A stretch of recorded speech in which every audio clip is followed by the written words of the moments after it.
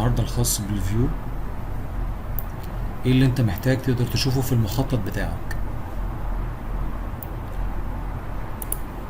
هفتح الدرس بتاعي هنا، الموديل اللي انا شغال عليه فيو.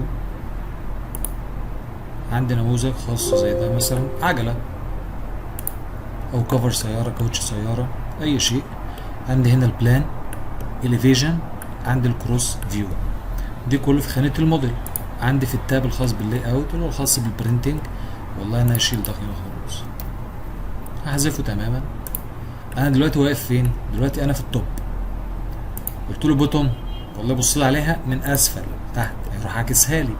والله بص لي عليها من ليفت فيو، يبقى يشوفها خطوط، لان الرسمه ليست 3 دي. لو مسكت شيفت وحركت بتدي بالسكرول اللي عندي هنا بالماوس يقدر يجيبها لي 3 دي فيو. طيب والله انا من 3 دي فيو عايز اقلبها 2 دي على طول توب، يبقى ابدا اقول له هات لي التوب فيو بشكل سريع. طيب انا عايز اعمل فيو خاص بيا انا، هاجي هنا على خانه الفيو بانل، اضغط نيو فيو. انت محتاج تشوف ايه في الفيو؟ والله انا محتاج اشوف الجزئيه دي بس، الاليفيجن الخاص بالعجله. يبقى هبدا اقول له هنا ويل اليفيجن فيو. طيب يقول لك هنا النوع بقى الفيو نفسه سينماتيك، ريكورد، ووك. لو في مثلا فيو، في ووك، في حركه، في موشن. طبعا انا عندي كله شغال 2 دي، مفيش الكلام ده. طيب بيقول لك هل انت عايز الديسبلاي الحالي، الويندو اللي هو الظاهر دلوقتي، ولا عايز فيو معين؟ هقول له لا ديفاين ويندو، او هضغط عندي هنا خاص بالبوتون ده، هقول له والله لا انا عايز الفيو ده اللي انا هبدا اعلم عليه بالكروس بتاعي. يس، كليك شمال، بعد كده كليك يمين او انتر، يظهر لي الضغط.